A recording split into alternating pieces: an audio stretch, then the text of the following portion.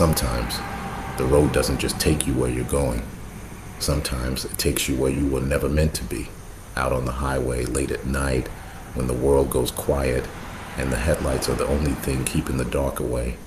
You're never really alone. Every mile hides a story. Every passing car hides a stranger, and every ride comes with a price. Tonight's story is about a man who thought he was being saved, a man who believed a truck driver had stopped out of kindness, a man who didn't realize he had just been chosen. Before we begin, make sure you like this video, subscribe to Obsidian Quill Publishing, and ring that notification bell so you never miss a new nightmare. Your support helps this channel grow and keeps these stories coming. So, dim the lights, put your phone down, and listen closely, because this isn't just a story about hitchhiking, it's about what happens when the wrong thing stops for you, under a full moon, on I-80.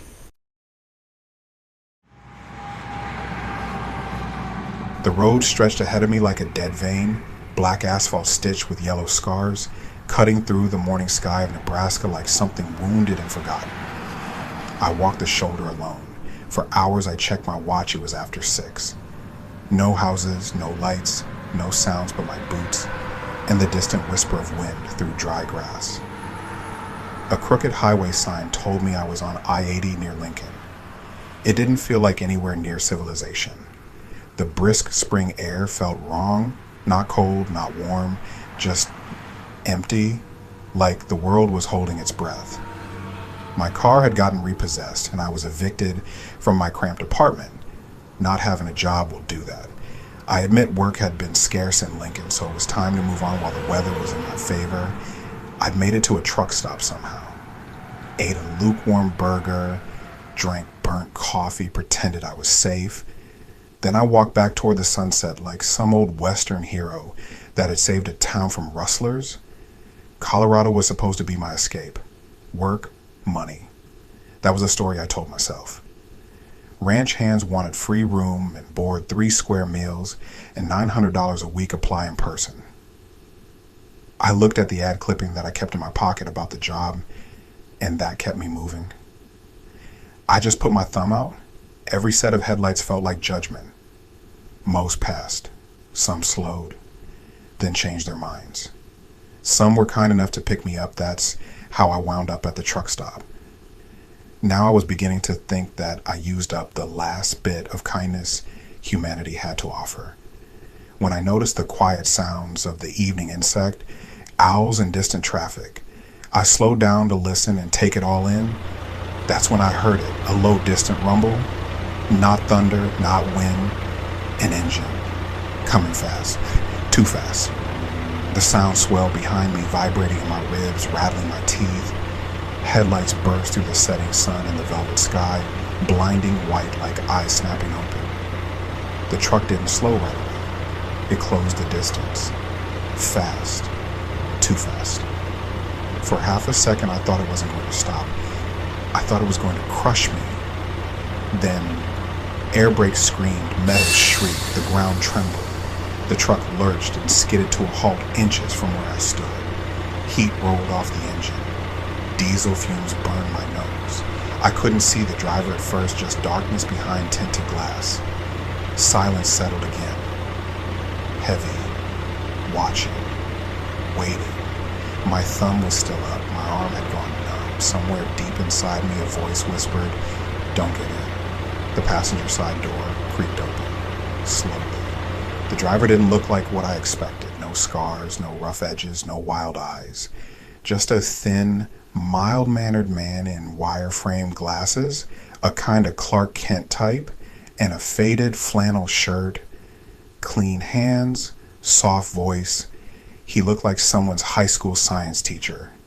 Couldn't have weighed more than $150, and yet he was piloting a massive Peterbilt that looked way too big for him, like a child driving a tank. He leaned over in the cab and smiled. Too polite. "Hey," he said, "where you headed?" "Colorado," I answered. His smile widened. "You're in luck," he said. "I'm headed that way myself, could use the company." He nodded toward the passenger door. "Hop in." Something in my gut tightened. but the night was cold. The road was empty, and walking wasn't an option. So I climbed up. The second I stepped inside the cab, it hit me. The smell, sharp. Chemical, overpowering. Lysol, fresh. Recently sprayed. Heavy enough to sting my nose. Like someone had tried very hard to erase something, cover something. Underneath it, there was another scent. Faint, sweet, rotten and metallic. I couldn't place it, didn't want to. "My name's Lewis," he said, holding out his hand. I shook it. His grip was light, too light. "Daryl," I replied. He nodded like he was filing it away. The engine rumbled back to life and the truck rolled onto the highway. I glanced around the cab. It was cluttered with clothes, and the sleeping compartment looked like a tattered and shredded, like an animal had slept in it. I noticed a map of Louisiana on the back wall of the sleeping compartment, old and frayed and yellow with age. "So," Lewis said casually, eyes fixed on the road. "What brings you out here this evening, Daryl?" I hesitated, then told him, "I just got discharged from the Army 10 months ago. Looking for work. My last gig in Lincoln fell through. Layoffs. Figured I'd try Colorado, maybe ranch work." He glanced at me, just for a second. But there was something in that look. Calculation, interest. "Oh," he said softly. "Army. What were you, a computer analyst?" I replied, "I was a ranger." Lewis perked up. "A Army ranger, huh?" From that moment on, the conversation changed. He stopped asking about Colorado, stopped asking about work. Instead, "What kind of training did you get?" "Hand to hand." "Survival stuff?" "You good with weapons?" "How long could you last in the woods?" Each question slipped out like casual curiosity, like small talk, but they weren't. Not really. "And your family?" he asked. "Anyone close? Parents still around? Brothers? Sisters? Anyone expecting you somewhere?" The questions came steady, methodical, like he was filling out a form in his head. I started to notice other things. He never turned on the radio, never hummed, never fidgeted, barely blinked, just drove. Perfectly straight, perfectly calm, and every now and then I'd catch him watching me from the corner of his eye, not quickly, not nervously, long, studying, like I was something he'd been waiting for. The Lysol smell burned in my nose. The cab felt smaller, the windows darker, and somewhere deep in my chest, that quiet voice came back, louder this time. "You shouldn't be here." Lewis glanced at his wristwatch. "Almost time?" He said 9:35. Then he checked the sky like he was looking for something important. Then he smiled, "Almost moonrise." "Say, Daryl," he said, casual as ever, "you a gambler?" I shook my head. "No," he nodded. "Yeah, figured." The highway hummed beneath us, endless black stretching in every direction. "I am," he continued, "always have been." I stared out the window.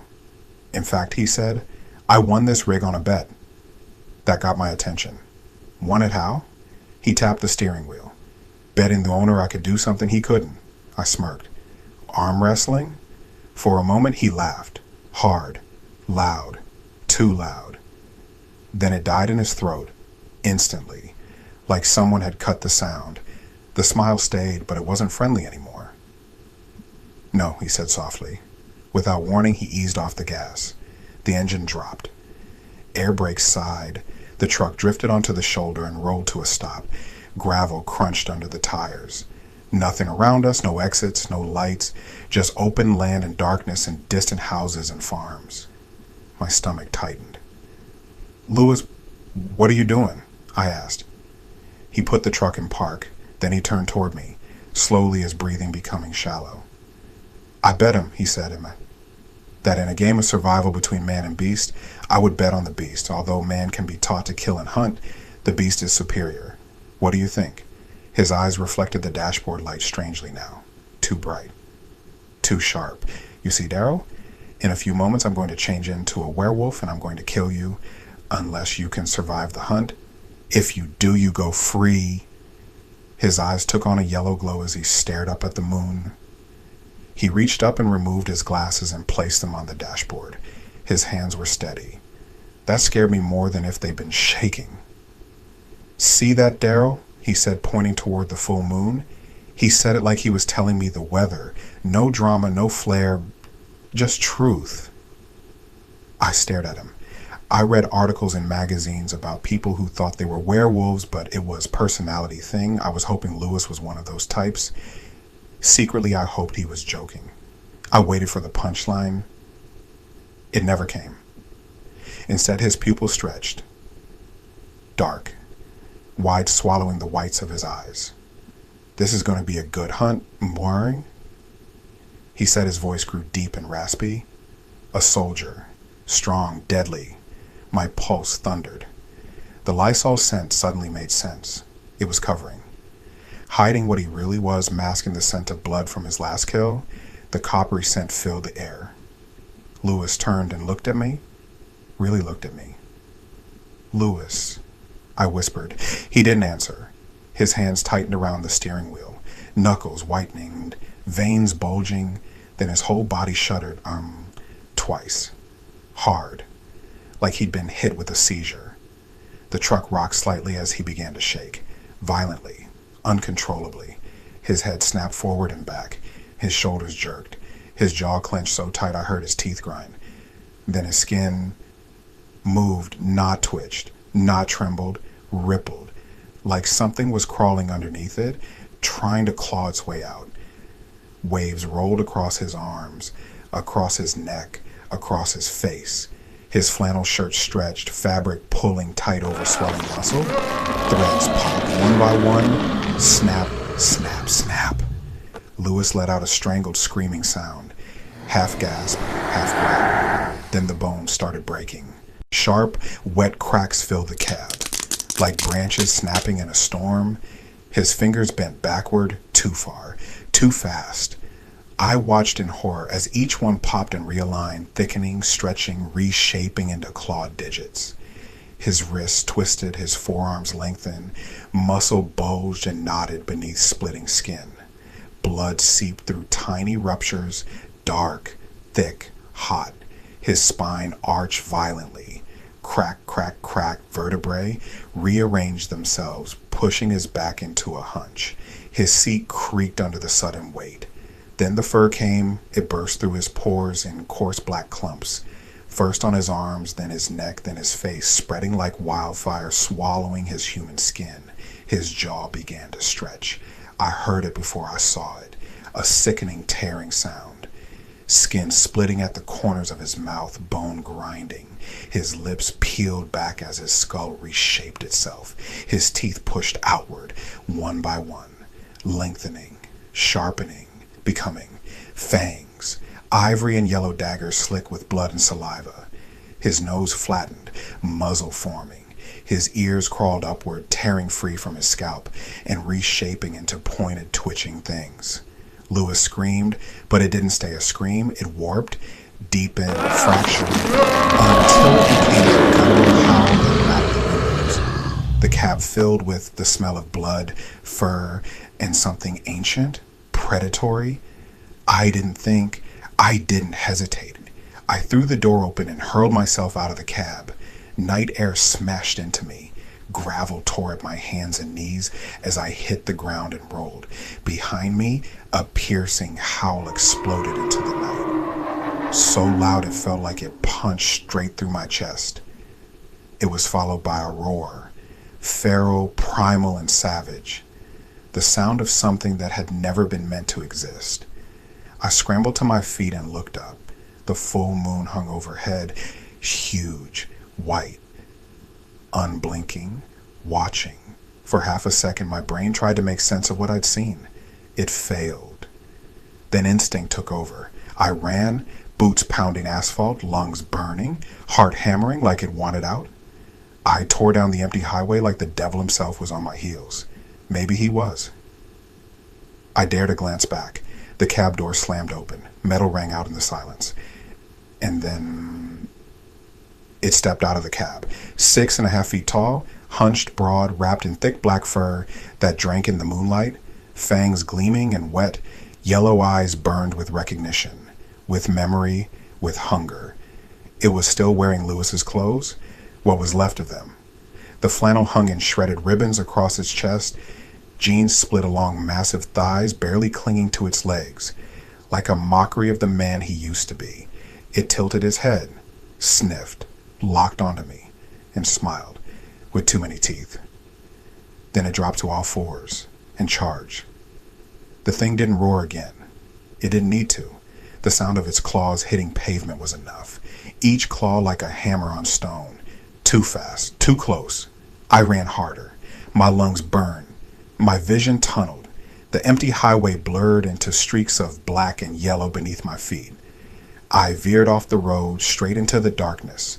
Tall grass ripped at my legs. Thorns clawed my arms. Branches lashed my face. I didn't slow. I couldn't. Behind me, something crashed through brush like a freight train.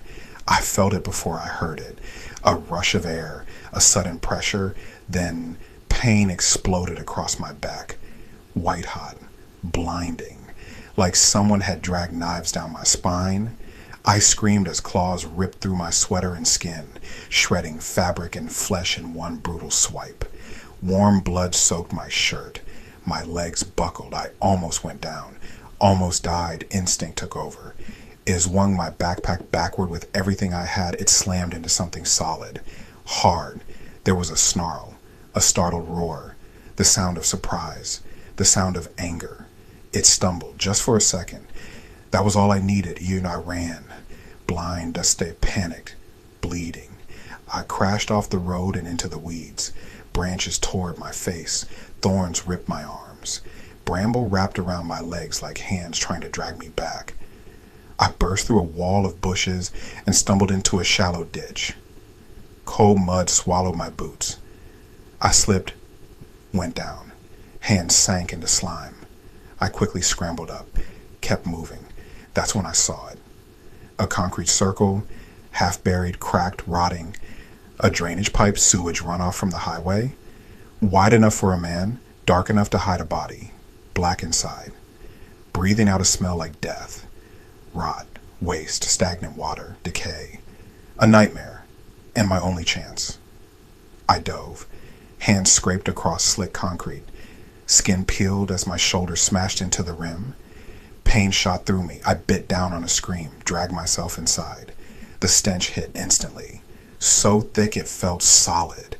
I gagged, swallowed bile, crawled. There was no room to turn, barely enough room to sit. Cold sludge soaked my jeans. Water crept up my sleeves.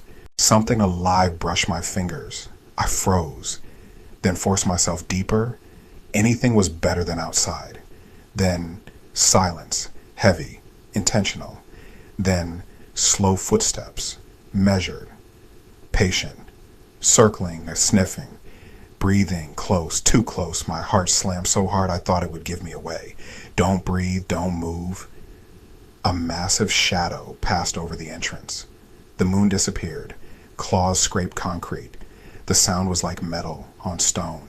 Slow, testing, like it was knocking, like it knew I was inside. The sound drilled straight into my skull, and I knew it was deciding how to get to me. Warm blood trickled down my spine and soaked into my jeans.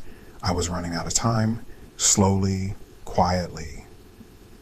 I reached into my rucksack, my fingers closed around cold steel, my combat knife from 10 inches, serrated, heavy. I pulled it free. The blade caught a sliver of moonlight. If it came inside, it wouldn't fit.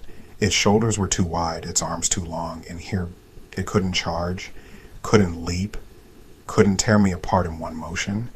In here, we'd be close, face to face. And if I was lucky, I'd hit something that mattered. The werewolf crouched at the mouth of the pipe, low, balanced, muscles coiled, eyes glowing in the darkness, studying me, thinking like a soldier planning an ambush. Its lips peeled back. Rows of wet fangs glistened. A growl rolled out of its chest. Deep, feral, vibrating through the concrete. It crawled closer, slow, deliberate. Then one massive arm slid into the pipe. Claws screeched against stone, reaching, feeling. Its breath flooded the tunnel, hot, rotten, meaty.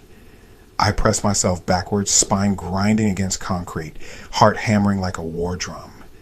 The claws brushed my boot. I attacked. I screamed and slashed. The knife tore through fur and flesh, ripped, sliced. It screamed. Dark blood splattered the walls. The creature exploded backward.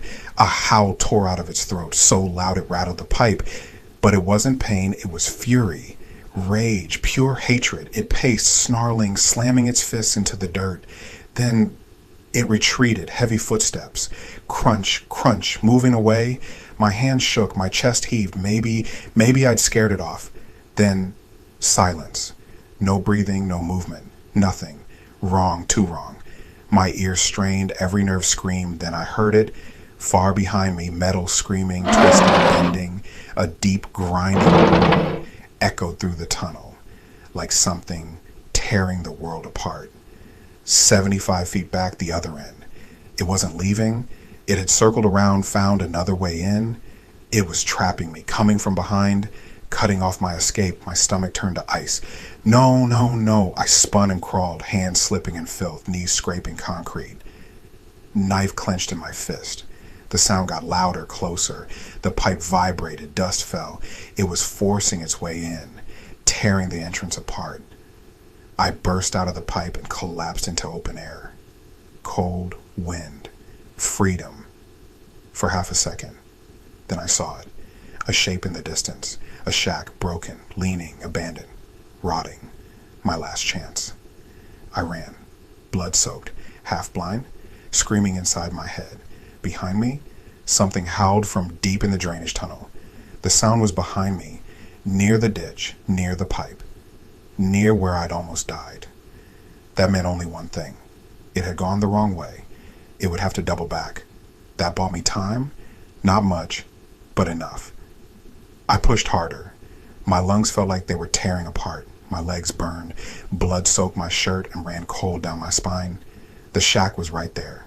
20 yards? 15. 10. Then I saw it. Standing near the drain I just came out of hunched. Still. Sniffing the air, its head lifted slowly, nostrils flaring, its eyes locked onto me. It had my scent, my blood, my fear. I slammed into the shack and threw the door shut behind me. Wood rattled, rust flaked. The whole structure groaned like it might collapse. I pulled out my pocket flashlight, clicked it on. The beam cut through dust and rot. Bare walls, broken boards, collapsed shelves. Nothing useful. Then I saw the windows, one facing the road, the way I'd come, and one in the back, my escape. I crept to the front window, looked out, and my heart dropped. It was coming fast, silent, like a giant shadow of fangs and death stalking, a black shadow racing through moonlight. That door wouldn't last 5 seconds, maybe less. Then I saw a kerosene lamp sitting on a crate, half full. My hands moved on instinct. I grabbed it and smashed it on the floor. Glass exploded. Liquid splashed everywhere. The smell hit instantly. Sharp, dangerous, flammable. Then a gas can, rusty, half hidden. I yanked it open and poured, creating a trail from the puddle to the front window to the door. A fuse my hands shook so badly I almost dropped it. Outside, a low growl crept closer and closer until it stopped just outside the door. An eerie shadow lurked in the failed seals under the moonlight. Suddenly the door exploded inward. Wood splintered, hinges screamed. The door flew off and slammed into the back wall. The werewolf stepped inside and into the kerosene. I flicked my lighter. Once, nothing. Twice. Fire. I threw it. The flame raced along the trail like it was alive. It hit the puddle. Whoosh! The shack erupted in light. Fire wrapped around the creature's legs, climbed its fur, crawled up its body. It howled, not in pain, just in fury, in disbelief. It staggered backward, flaming, clawing at itself, crashing into walls. I didn't wait. I smashed the back window with my elbow, glass shredded my skin. I dove through, hit the ground, ran. Across open field, no cover, no hiding, just one word etched into my mind.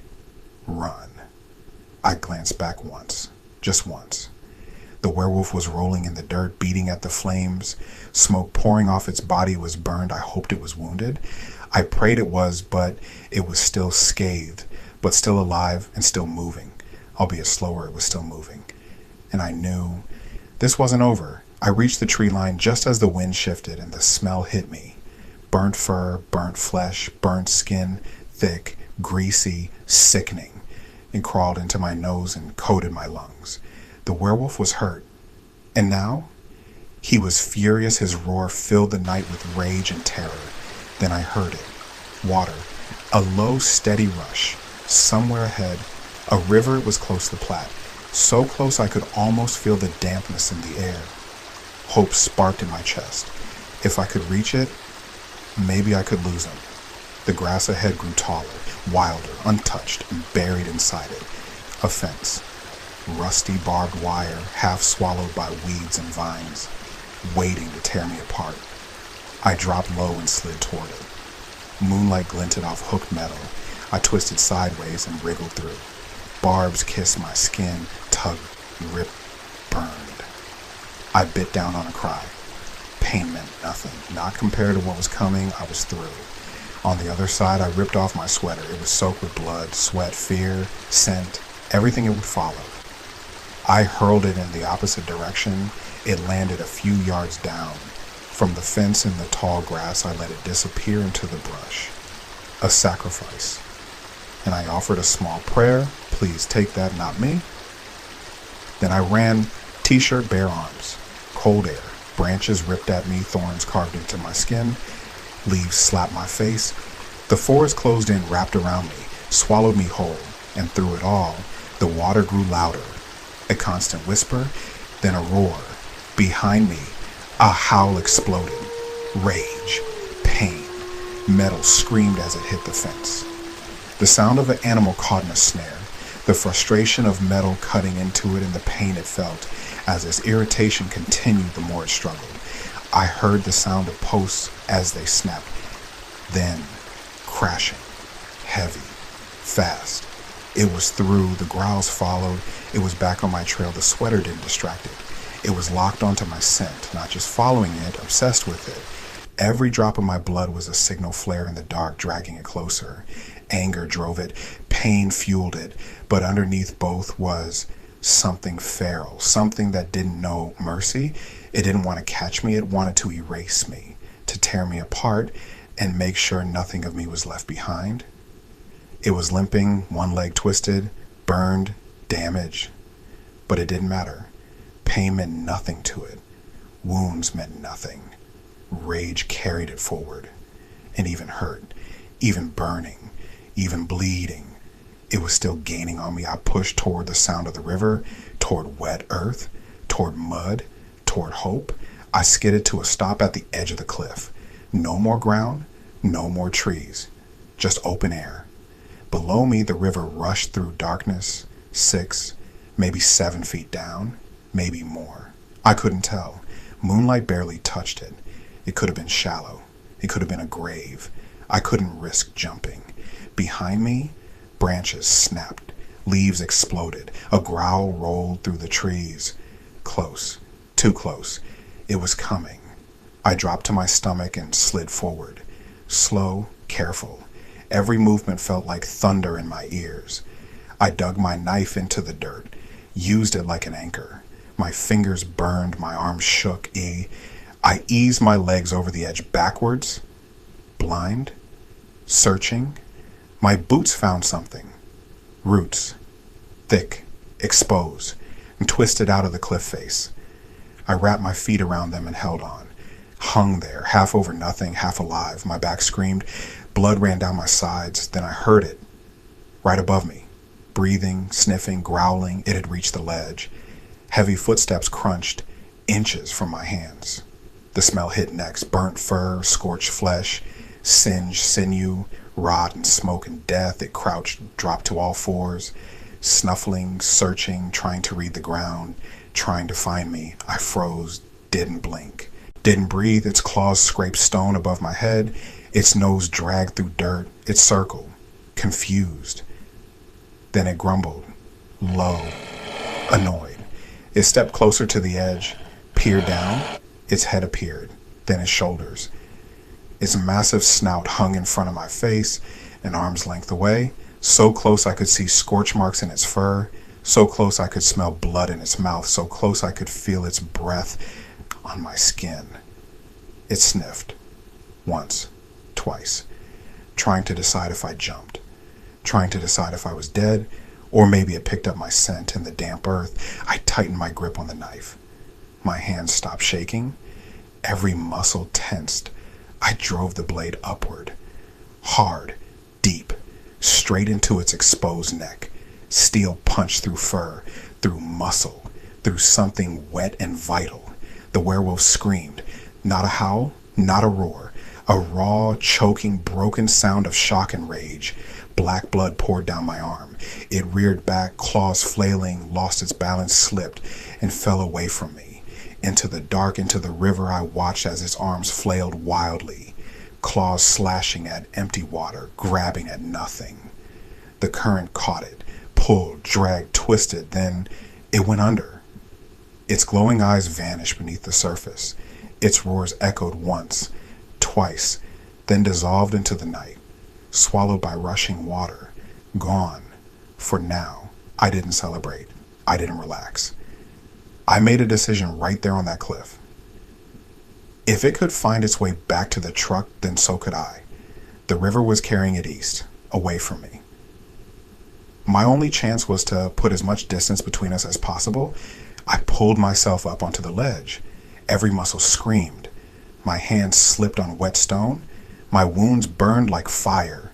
But I didn't stop. No time, no rest. Not yet. I turned and began the long walk back. Slow. Painful. Every step felt like knives in my legs. Branches snagged my clothes.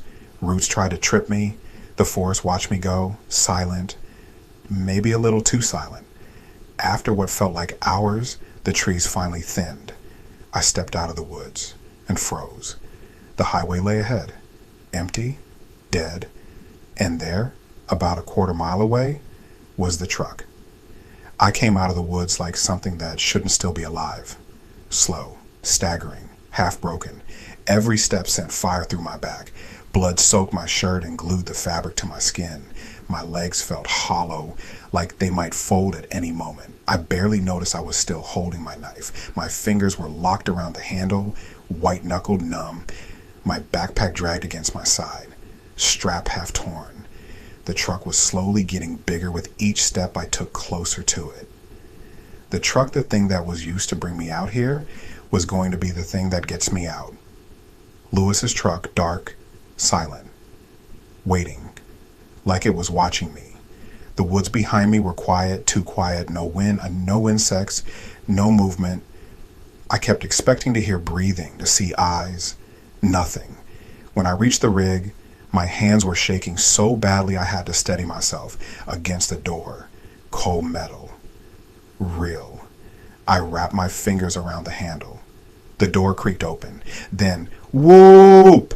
A siren exploded behind me. Red and blue light flooded the world. Blinding, disorienting, violent. I froze. Headlights flared, gravel sprayed. A state trooper cruiser skidded in behind the truck. The engine revved, then cut, sudden, deadly quiet. A spotlight snapped on, pinned me like an insect. Don't move. The voice was thunder, authority, fear, command. I turned slowly, squinting against the light. A silhouette stood beside the cruiser, gun raised, two hands locked on my chest. Drop it! I looked down. The knife. Still in my hand? I hadn't even realized. Drop the knife now! I opened my hand slowly, arm outstretched. The weapon clicked when it hit the ground. My breath came out ragged and short. I slowly raised my arms, trying to show him, I'm not a threat. The gun still pointed at me then. He cocked it. The sound sliced through me. My breath caught. I'm not, I tried. On the ground, my knees buckled. Every movement felt like it might get me killed. I sank down, Cold pavement bit into my skin. My heart pounded so hard I thought he'd hear it. Boots approached. Slow. Measured. Careful.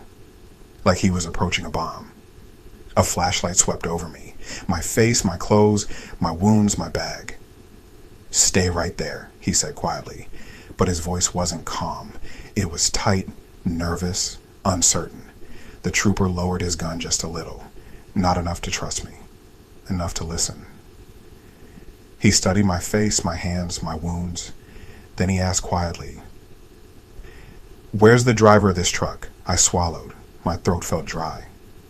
"Mid-40s, he continued, slim, black hair, glasses. I lifted my shaking hand and pointed east, toward the darkness, toward the river.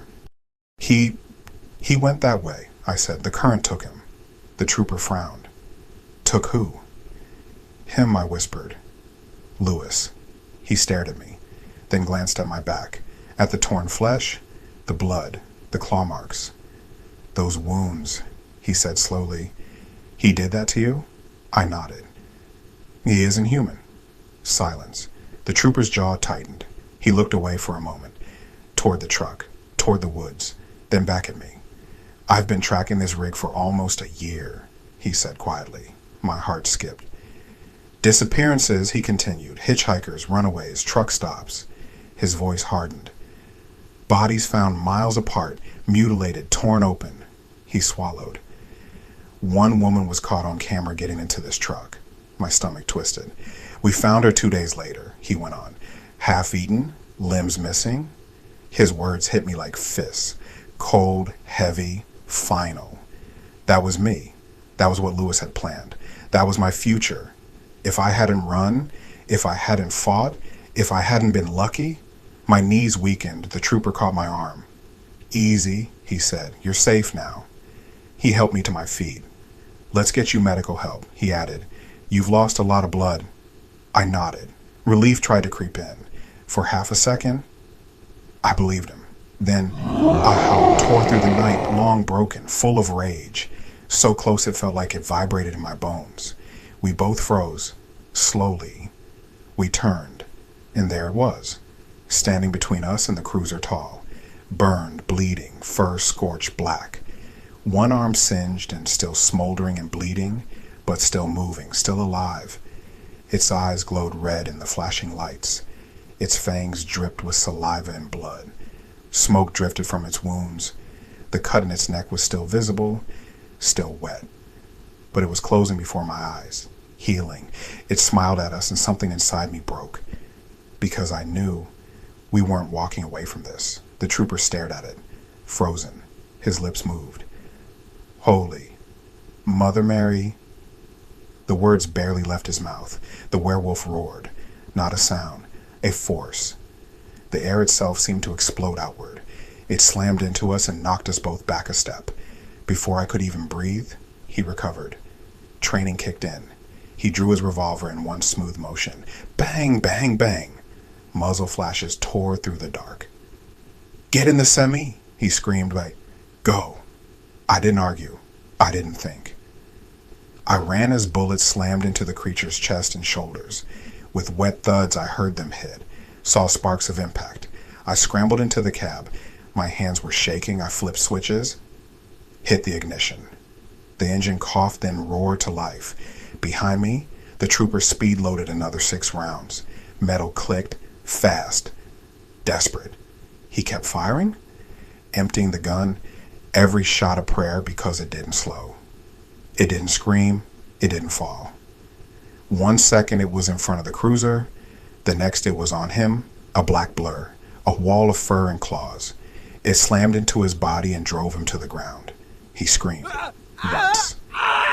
Then the sounds changed, wet, ripping, crunching. I stared, horrified, helpless, paralyzed. And then I understood. If I didn't move, I'd be next. I threw the truck into gear. The rig lurched forward. Tires screamed. Gravel sprayed. In the mirror, I saw him disappear beneath the monster. His screams faded, cut short, swallowed by the night, by the engine. I floored it. Something inside me snapped. No, not snapped. Focused. Locked in. Fear burned away and left nothing but instinct, training, survival. I reached down without thinking. My hand brushed against something hard, plastic, cylindrical, a road flare. It had rolled out from under the driver's seat during the crash. I grabbed it, held it tight. My fingers trembled. "I'm a ranger," I whispered. "Damn it." I dropped the flare beside me. Didn't light it. Not yet. Not until it mattered.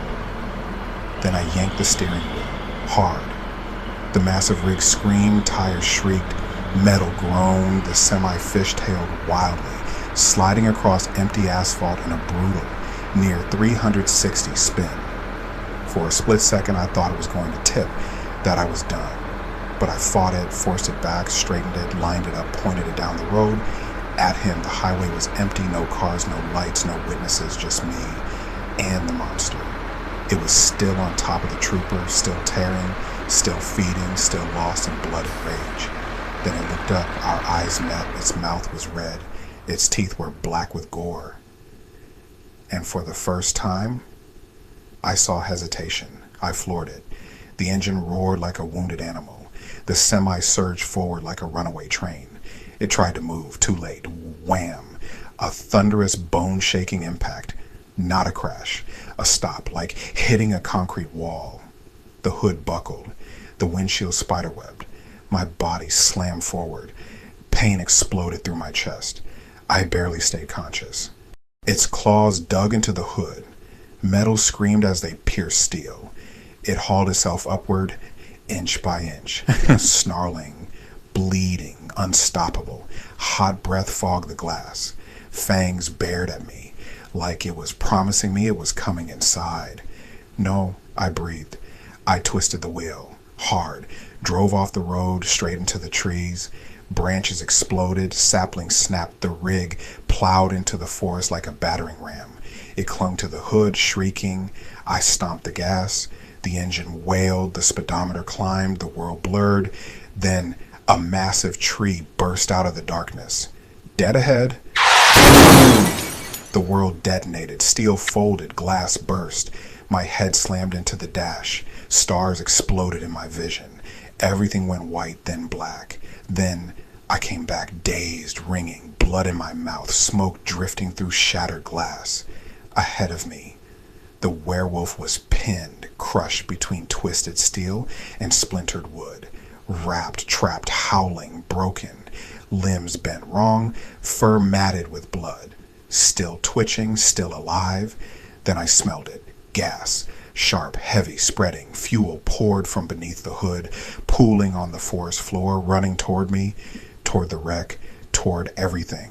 My heart lurched. I looked down. The flare was still in my hand. Waiting. I kicked the door. It burst open. I tumbled out. Rolled in dirt and leaves, scrambled away, and behind me, gas kept flowing.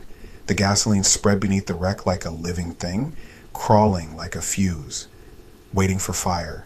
My heart hammered. My breath came in ragged gasps. I backed away. Then something whistled past my ear. Metal. A jagged shard of steel grazed my shoulder and ripped skin. I cried out, spun. The werewolf was moving, forcing itself free, bending twisted metal with raw strength, tearing wreckage apart. I heard it, a sound I will never forget. Pop, crack, wet, the sickening noise of shattered bones snapping back into place, resetting, healing, rebuilding. It growled low, not in pain and promise, in hunger and revenge. A sound that said, "You're mine." I froze, paralyzed, watching in horror as it locked onto me as if it were studying me. Each roar caused it to focus more as it continued to struggle with the twisted metal. It was almost free. "No," I whispered. I looked at the flare. Struck it. Fire exploded to life. Red. Violent. Deadly. I hurled it. It spun through the air in slow motion, hit the ground, and touched the fuel. Whoom! The night turned white. A wall of fire erupted beneath the truck. The explosion thundered through the forest. Heat slammed into my back. Debris rained from the sky. Steel, glass, flaming fur, chunks of twisted metal, chunks of something else. I ran, stumbling, half drunk with shock, half dead from fear. I crashed through brush, fell, got up, ran again. Behind me, the wreck burned like a Viking funeral. No screams, no movement, just fire. I didn't look back, didn't slow, didn't stop until the trees vanished and asphalt met my knees. I staggered onto the highway, collapsed, face first, empty. And as darkness closed in, I heard sirens. An ambulance? It was getting closer. I heard voices and the shuffle of boots near me. For the first time that night, I let myself pass out. I woke up to the steady beep of a heart monitor. Slow, relentless. For a moment, I didn't know where I was. White ceiling, harsh lights, the smell of antiseptic. Then the pain came all at once. My back burned, my ribs screamed. My head throbbed like it had been split open and stitched back together. A nurse noticed my eyes flutter.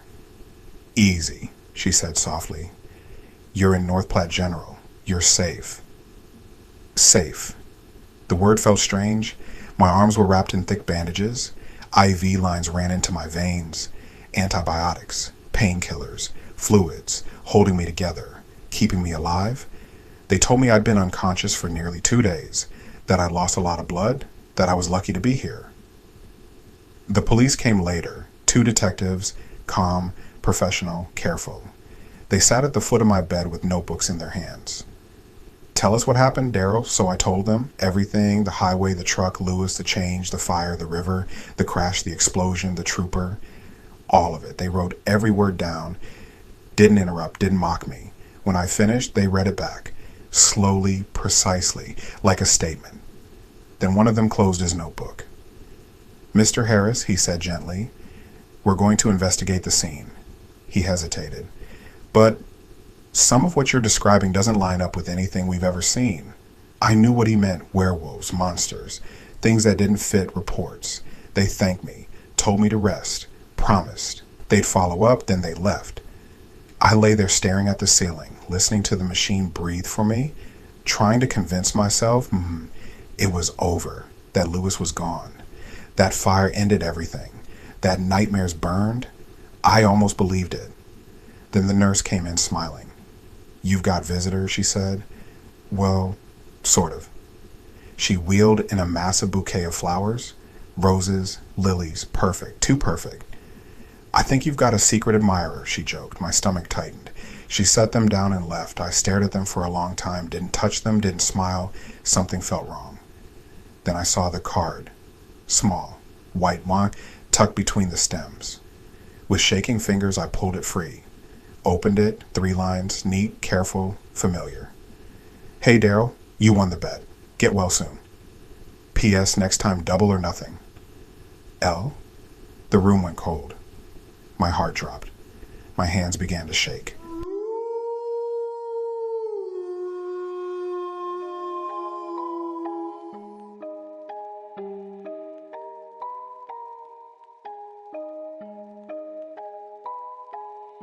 And somewhere out there, in the dark, on an empty stretch of highway, the game is still going.